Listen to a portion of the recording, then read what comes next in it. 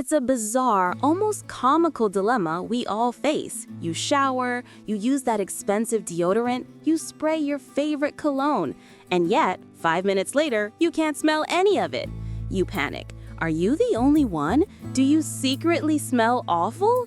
Meanwhile, everyone else around you seems perfectly capable of smelling, well, everything but themselves. This isn't just a quirk of the human body.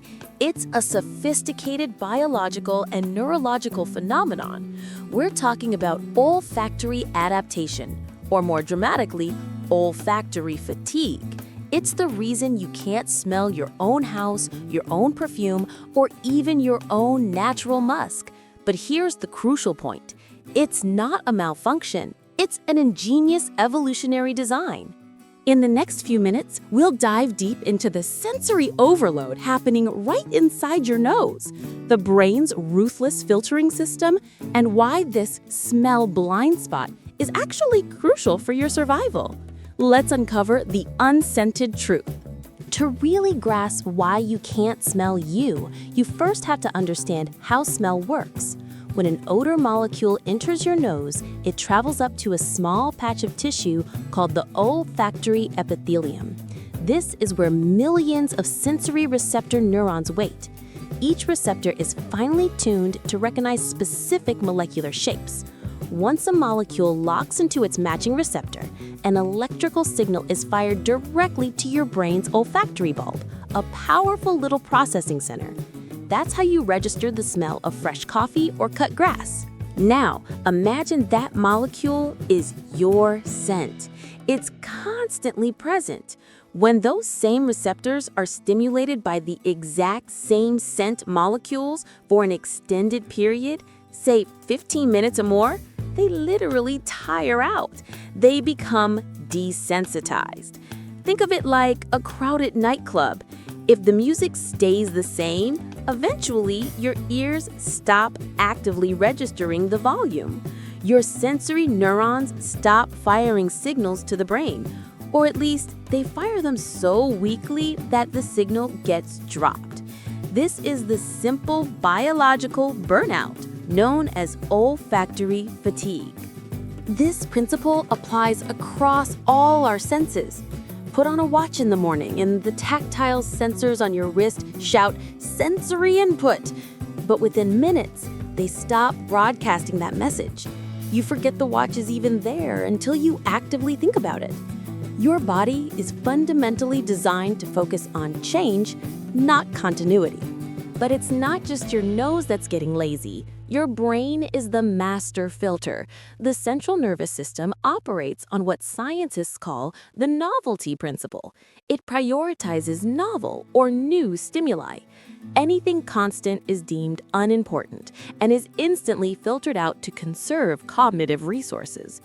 Your own personal scent, the unique cocktail of oils, sweat, diet, and bacteria, is the ultimate background scent.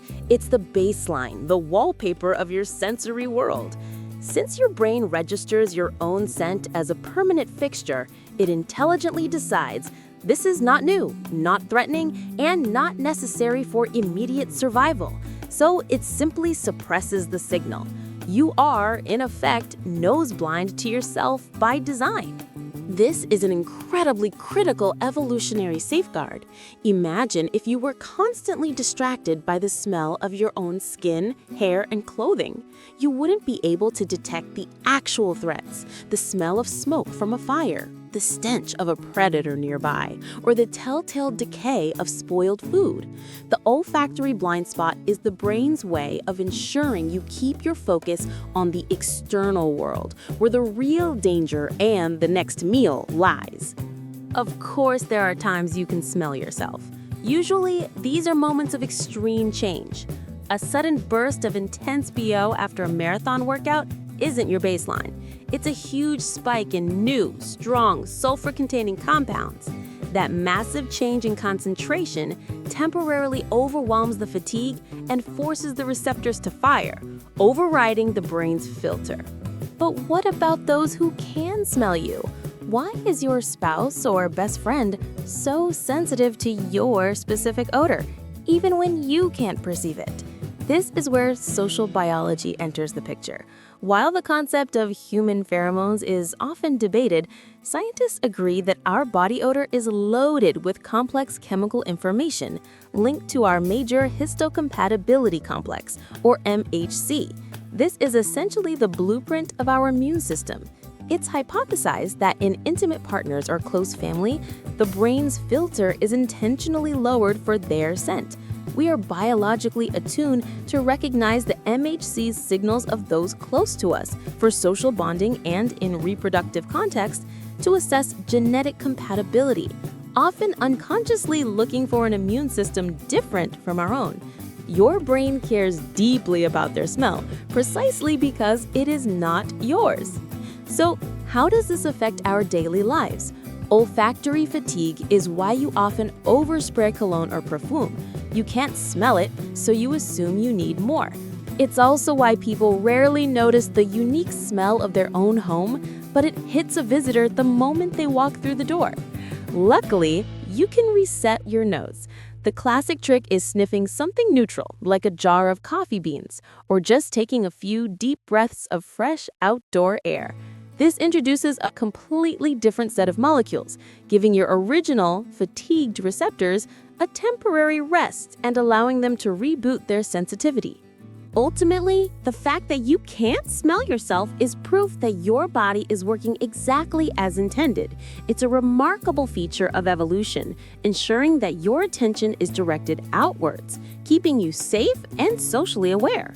The next time you panic about your personal scent, remember, your nose isn't broken, it's optimized for survival. Did this video finally scratch that curious itch? Let me know in the comments what scent you are most nose blind to. If you enjoyed this video, hit like and subscribe for more amazing science. And as always, stay curious.